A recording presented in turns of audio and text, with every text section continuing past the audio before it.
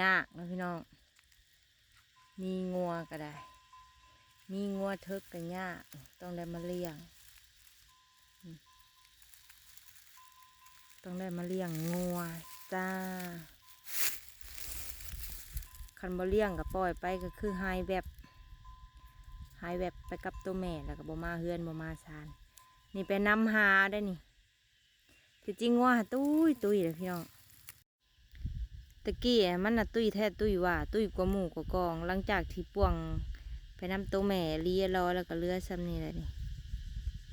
เห็ดกโวกอยู่ขายกับบ่มีคนซื้อตอนตุ้ยวังหันผัดเสียดายเนาะเนี่ยมันงามอันใดก็ได้หญ้าสิให้กินก็บ่มี